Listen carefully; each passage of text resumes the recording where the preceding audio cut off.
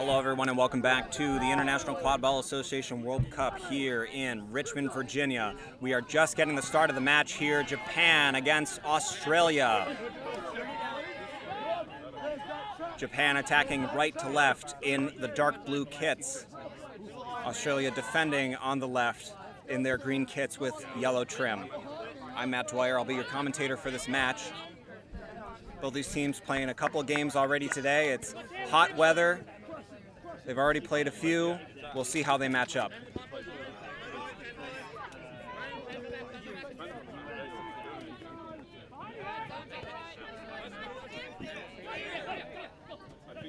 Japan at the top of the key, passing off. And a dodge beat. And was that mid-ranger good? And we will see if that was good. It was a hard shot from Mizuguchi as he was getting tackled. Goal is good. Goal is good. Goal is good. 1-0 Japan. 1-0.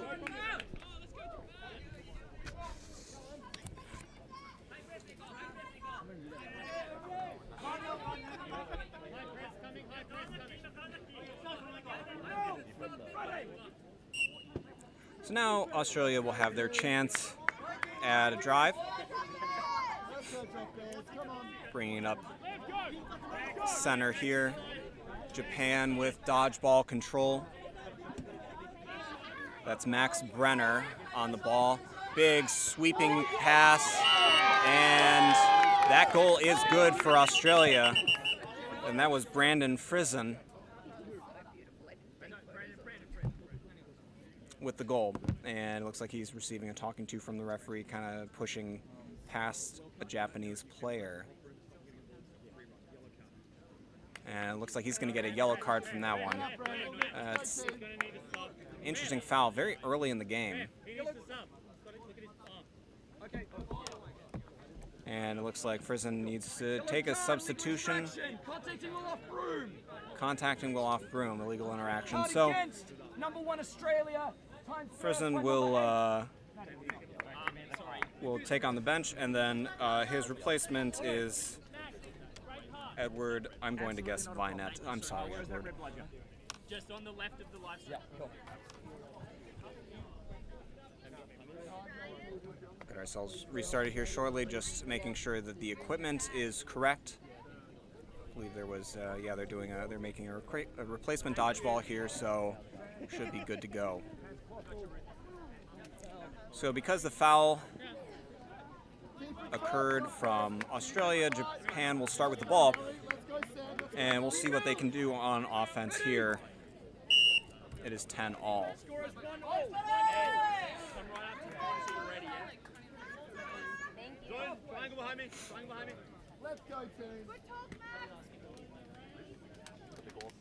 And that is number 29 with the ball here, Naito. Protected by Koyama.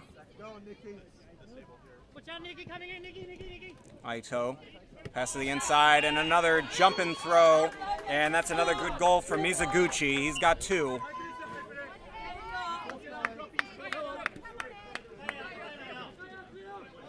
And that'll be 20-10, Japan with the early lead. Japan still holding on to dodgeball control as well. And now a couple trades as Brenner's driving in. Brenner blocked at the hoops. And Japan recovers it. There's a scrum for the ball. We'll wait to see if any dodgeballs can get into play, and Japan is there. And Brenner thought that was a done deal, and then just absolutely out of nowhere, the Japanese defender came in. I think that was Tanaka. I'm unsure. It was either Tanaka or Endo. They were both in the area. But either way, great defensive stop by Japan as they decide to pass down to the end, back up to Naka, and ooh, hard hit on Japan, and we will have a quick injury timeout. Casey. Hey, no call, just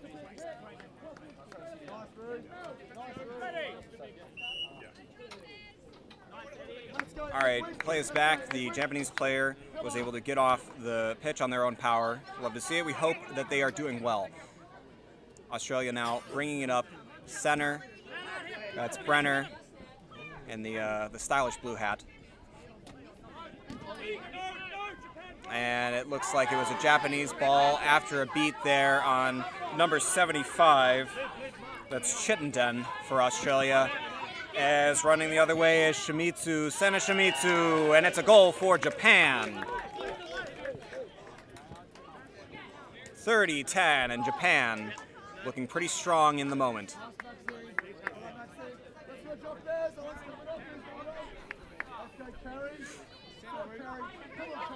Australia now bringing up center. It's Chittenden. Feed at the center of the field. The substitute, Callum Mailing.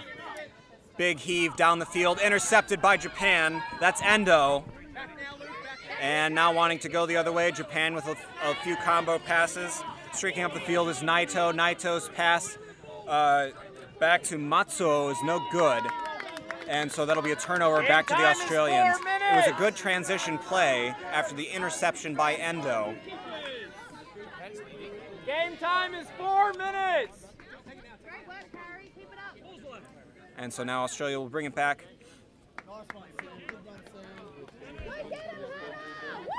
Mailing at center.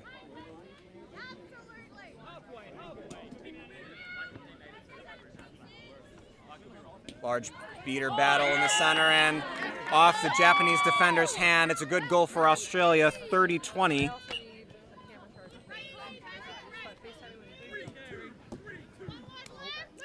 And the continued hustle from the Australian beaters is unmatched right now. Luke Derrick is running around like an absolute madman, and unfortunately unable to get that as Japan scores on the other side of the field.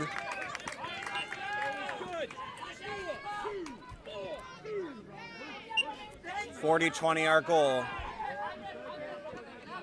our score. Mailing up center.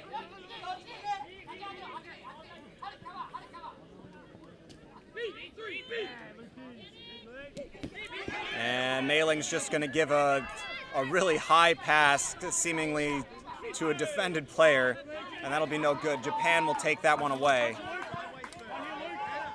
Naito once more passes backwards. Saves the reset is Shimizu. Oh, that's Morel Shimizu. There's also a Sena Shimizu who currently is on the far side of the field. Naito center.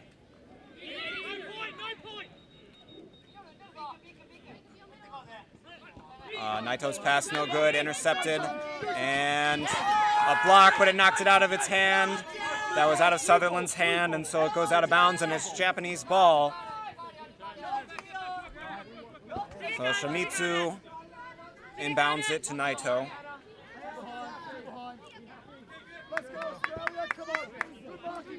And Naito setting up the offense. Japan still with control. Naito blocked by Sutherland. And Japan recovers the rebound. Shakes off Sutherland's tackle, passes downfield. Naito gets beat. And oof, that is a hard foul going in by Mailing. And Japanese keeper took quite a shot there. And it looks like he may be calling for a substitution. We'll see. As Mailing for the loose ball really came in pretty hard. He's got a big body. Oh, it's hard with these big body fouls. And that was Shimizu on the receiving end of that. Yellow card on Mailing.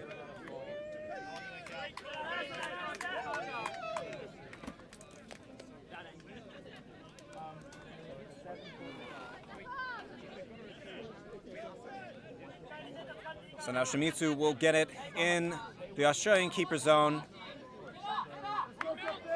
Pass options at the top of the zone, which will go to Naito.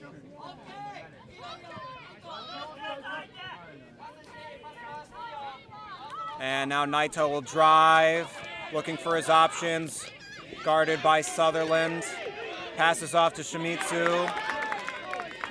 And intercepted by Australia. And now they'll go the other way. Good defense by Australia there, not allowing any shots available for Japan. Sutherland, pass inside, just out of the reach of number 88, Carolyn Crawford. And Japan going the other way, big pass up the field, and it's a good goal from Mirei Shimizu.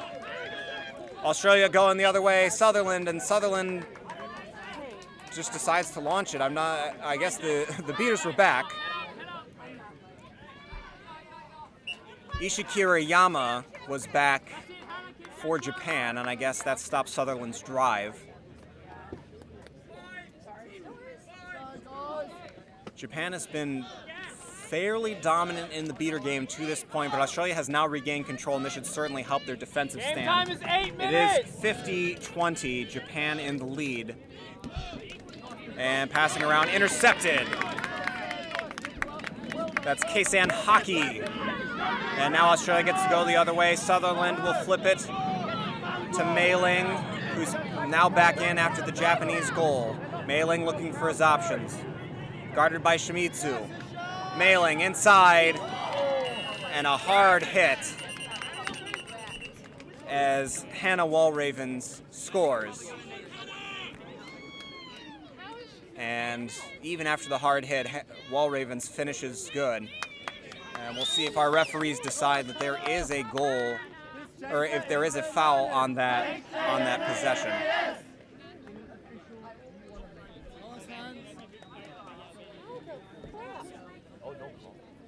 And apparently that is a no call. 8:30. It's not okay. So 50-30. Japan in the lead, and now coming back up the field.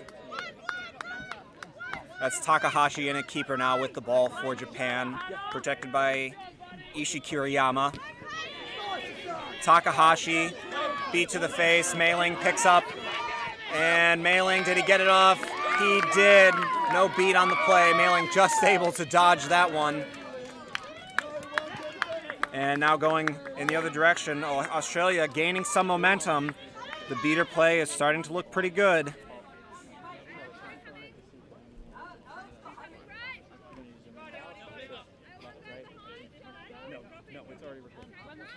Mitsuguchi near side. Shimizu. Shimizu looking to push the pass. It's a good goal.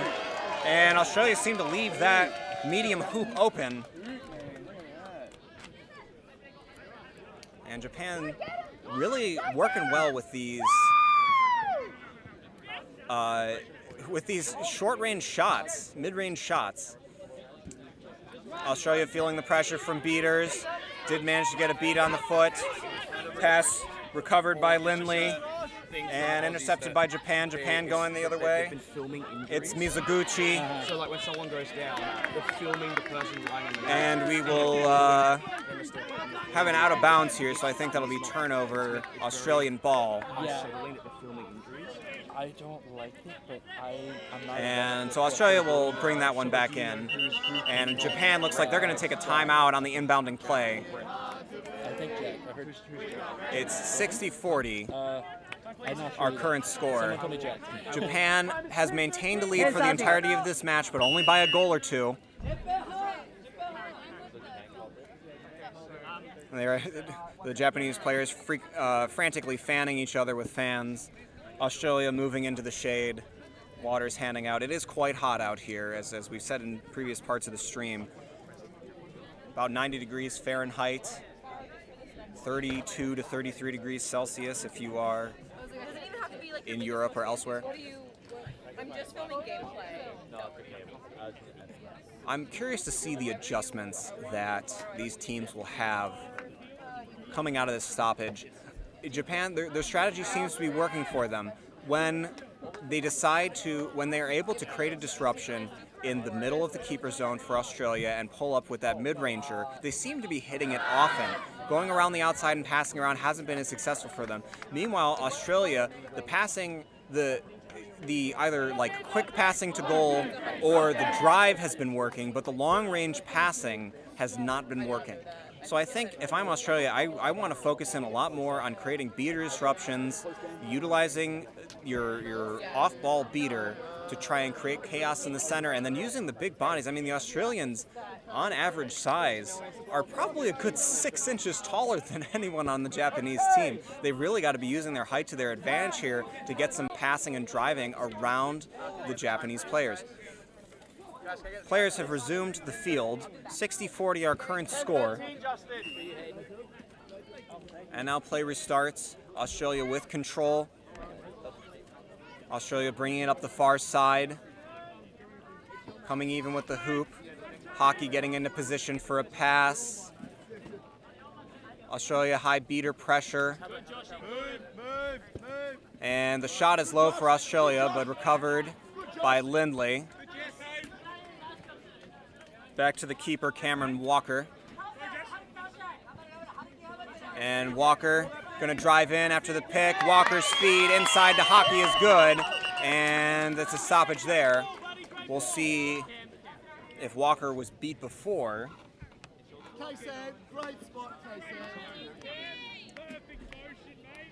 Referee's having a discussion about that one. That was some better combination passing. And pass after beat. So Walker was indeed beat before the pass. No good. And then unfortunate fall for the Australians as Japan will now get, it is a loose ball? No. Japan will start with the ball, and that's Takahashi.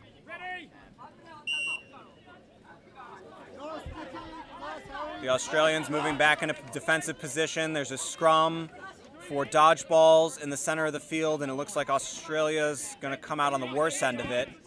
And where they were able to throw one back, but the Japanese beaters are clearing lanes. It's Mitsuguchi passing off, intercepted by Walker, crossing the field in 3 long bounds, and Walker completely finishes that one. And it is a good goal for Australia.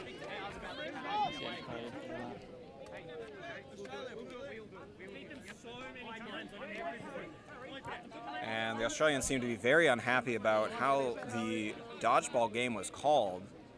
The beaters were in pretty much chaos, and it sounds like Australia was complaining Japan was not letting go after the beats. So I'm sure the referees will be talked to about watching that.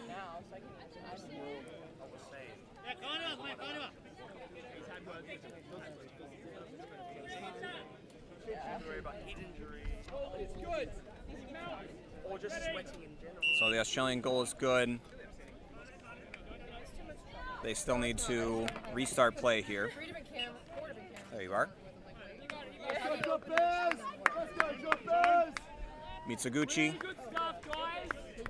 and Takahashi in the center.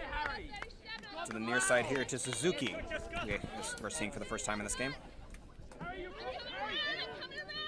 And it looks like trying to set a pick and a jumping shot, and that's yet another one from Mitsuguchi. It looked good from my angle. We'll see what the referees call. And it's kind of like a movement that Mitsuguchi seems to have. He gets this mid-range look, jumps in the air, kicks his leg back almost like a pitcher as he follows through, and it's fallen for him. It's a close game here for Japan and Australia. Walker bringing it up now for the Drop Bears. Japan with control, dropping their beaters close to the hoops. It's a very compacted defense for Japan. Walker passed too high and out of bounds. That was intended for Joshua Lindley. And so now Japan will inbound and they will take it. That's Naito.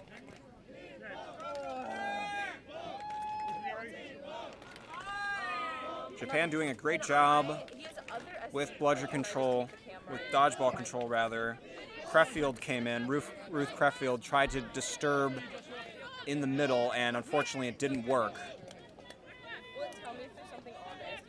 Naito passing across, And shot too low after the wrap-up. Australia comes up with it. That was Gobert on the shot. And Walker's going to go the other way after the disruption. Walker with the stiff arm. Walker passing inside, looking for the hoop. It's good! And a two-handed spin around. And that is number 75, Samantha Chittenden.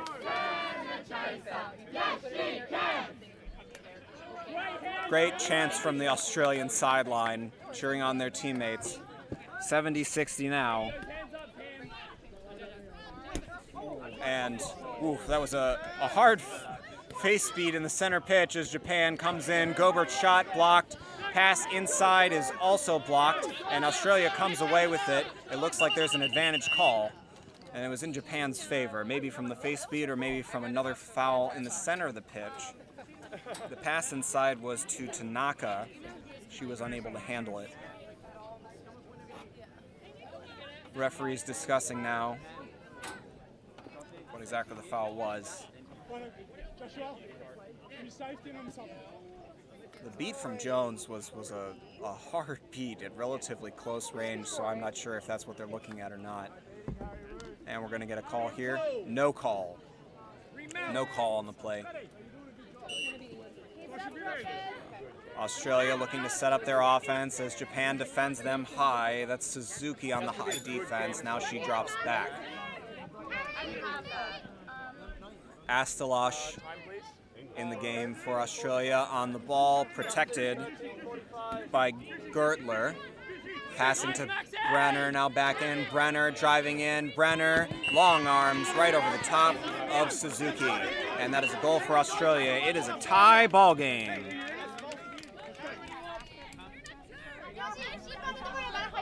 And that's the height the height difference that I was talking about earlier.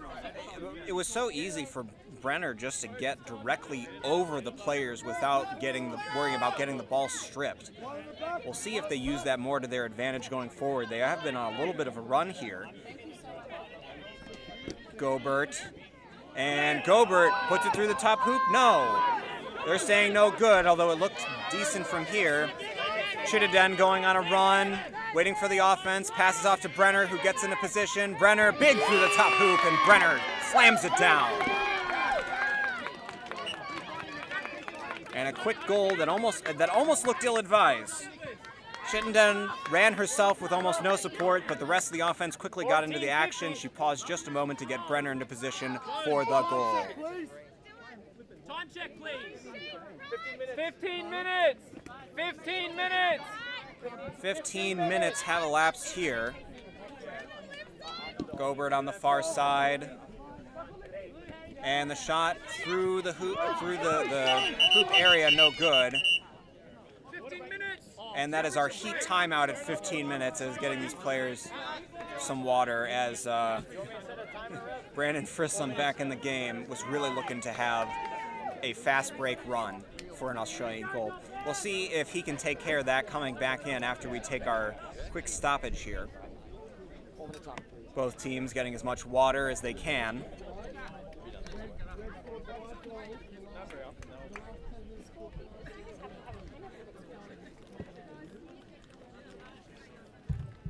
We've seen an interesting change of pace from Australia, I think, from the first stoppage. They have made the correct adjustment in stopping the large passes over top that Japan was very easily defending and fielding. They have gotten physical, sometimes to their detriment. They've received a foul or two from that. But they seem to have been getting a lot more momentum, as in the time that it has taken Japan to score 2 goals, Australia has scored 4. On the Japanese side, they're still remaining pretty strong in the beater game, though not as dominant as they were at the start.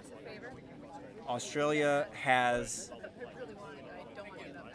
gotten bludger control at this stoppage, and it certainly helped them on defense.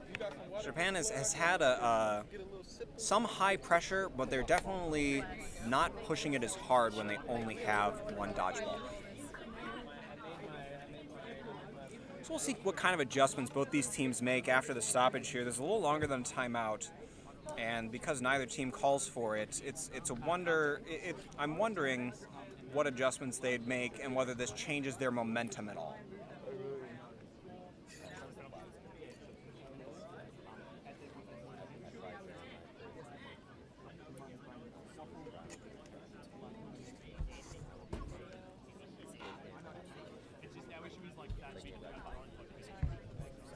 Referees conferencing as well, also getting some water because, boy howdy, it's hot. See lots of fans in the stands as well, getting some water, umbrellas up, sunglasses and hats on. You take a look at some of the earlier games that these teams have had today. Australia played Germany, a loss 110-80, hard-fought match, but the Germans edged them out. And a real defensive stalwart match with Canada, final score 70-10 in favor of the Drop Bears. Meanwhile, Japan played a long and arduous game against Brazil, 220-110. High-scoring game there. And they were maintaining pace, but Brazil really just had the edge. I've been very impressed with the amount of athleticism we've seen from all the teams here this weekend, but particularly teams that we get to see less on the broader international stage like Australia and Japan, who I believe this is their first attended World Cup. Of course, Australia, a storied program, having attended since the beginning in 2012, where they took third place. They took second place in 2014, first place in 2018, and that was the big one, or excuse me, 2016, and then fifth in 2018. 2016, the big year, of course, where they took gold and defeated Team USA, who had, to that point, been undefeated.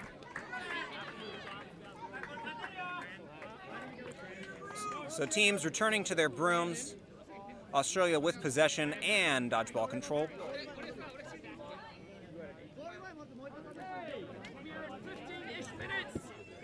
And we'll see what Australia can do here. Frizen probably does not have the angle for the fast break. We'll see going against one beater. That's number 4, Tamazawa. And the pass over the top to Brenner is good. And that was smooth. That was a smooth goal.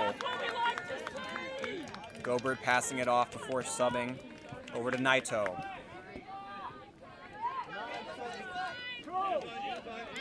Mitsuguchi checks in as well, and some aggressive play by Luke Derrick, and Mitsuguchi, woo, he whipped that one in there.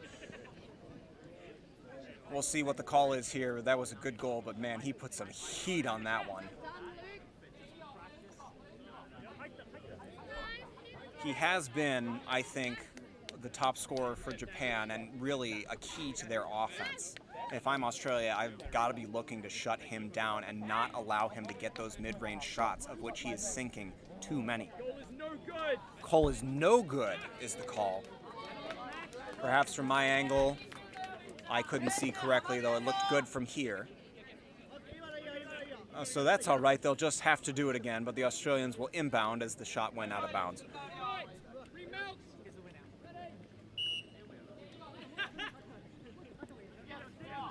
Love to hear the chatter and the laughter. Let's go, have fun. Cheers of have fun from the Australian manager, as Brenner puts a big sweeping pass to Frizen, who alley-oops it and blocked by Naito. The alley-oop was to Olivia Colman, the actress? Olivia Colman, no, the Australian quadball player, as Japan goes the other way, a no-look pass into Naito. Squirted out of Naito's hands on the defense from Frizen, who has now tackled the Japanese player, who I couldn't even see who it was because he smothered them so effectively. And it looks like Australia will come away with that one. And the quick transition goal didn't happen for them. That was number 81, Matsuo, who was the receiver of the tackle there. So some good passing from Japan in the attacking third that almost led to a goal, but Australia's defense really locked it down. The second anyone had a ball in their hands, they immediately smothered them. did not allow for any sort of angle that allowed for scoring. Excellent adjustment.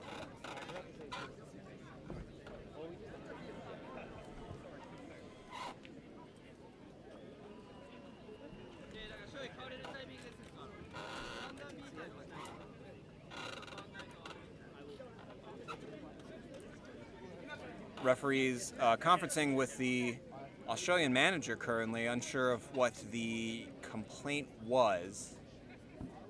It was not made known to us, as in he did not shout it loudly.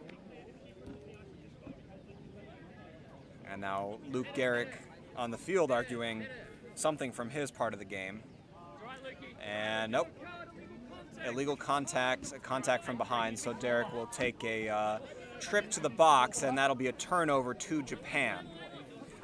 So after the missed opportunity from the previous drive, they'll get this one back. And the ball will be in Naito's hands.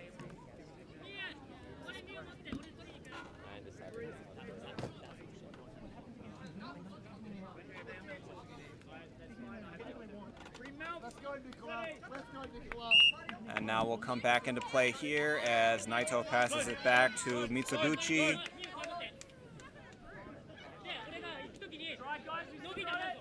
Back over to Naito.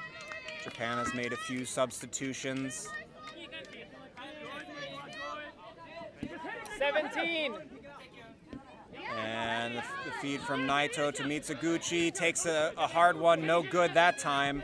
Recovered and ultimately picked up by Brenner. The recovery was by Matsuo. And Brenner's going to go on a run. Brenner using his long legs, long arms. Pass, beat on the pass. And is Australia going to come back up with it? He does. Pass up to Frison. Pass after beat, and it looks like there was a missed call from the referee there that it was supposed to be Japan ball. Great defensive beat by Ando there. Haruki Ando. And that stopped the goal for what otherwise looked like a very good play from Australia. It was the feed to Coleman. Brandon, fake it.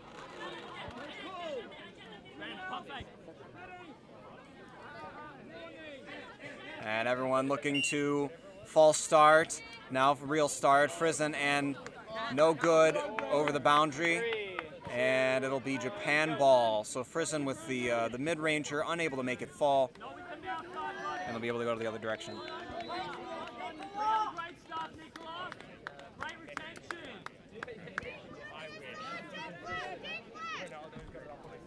So Mitsuguchi bringing it up once more for Japan, setting up his offense. Murray Shimizu now with the ball. Naito guarded by Frison.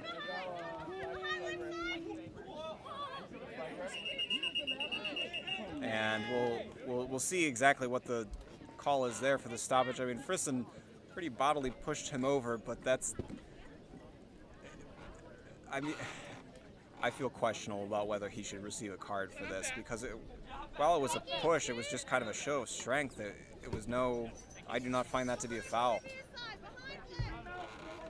No foul on the play. Referee agrees. 90-70 Australia now. Luke Derrick with the low, excuse me. One of the Australian bludgers. I could not see the other one. They were hidden by a referee. And I unfortunately cannot see the number of the other one. As Japan just kind of kicks it off field, it looks like there was just a big mess there as Australia did a lot of pressure. There was Nicola Gertler, excuse me, for Australia, who was the other beater.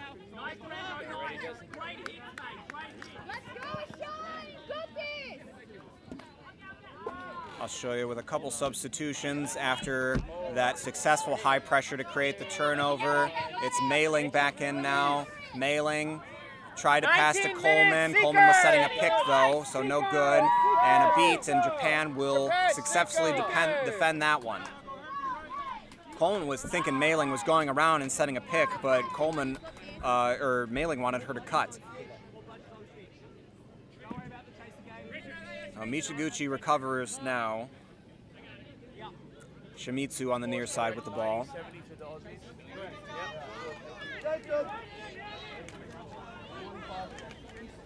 And now Naito.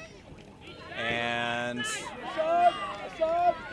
over to Mitsuguchi to Shizumi, Shimizu.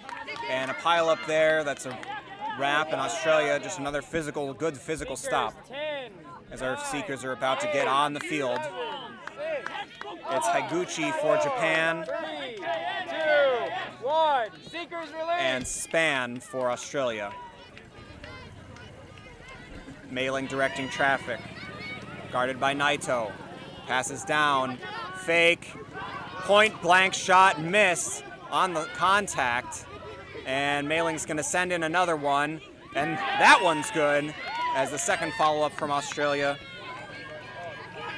marks that one as okay.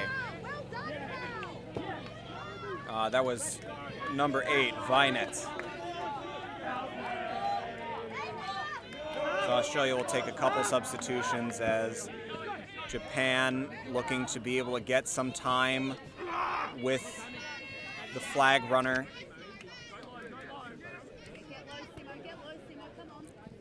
Walker now in a keeper. Walker, big bounding legs, passes off. Oh, and the pass is bobbled, successfully defended.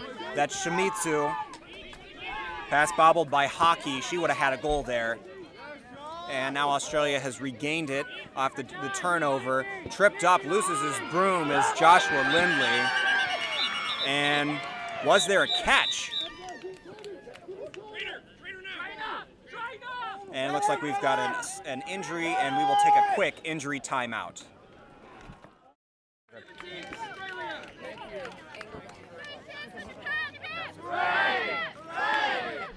All right, after an injury stoppage here for our flag runner, it was determined that the catch from Australia was good. So that will be, because Australia was in the lead, the game. Final score, I believe that is 120-70, Australia with the win. Congratulations to both teams. Thank you very much for tuning in. Please keep it locked here on the IQ8 YouTube page, where you can catch the games today and tomorrow here at World Cup in Richmond, Virginia. Thank you so much for tuning in. Be sure to also check out quadball.one, that's quadball.one, for up-to-date scores. Thank you for tuning in. I'm Matt Dwyer, and we will see you again soon.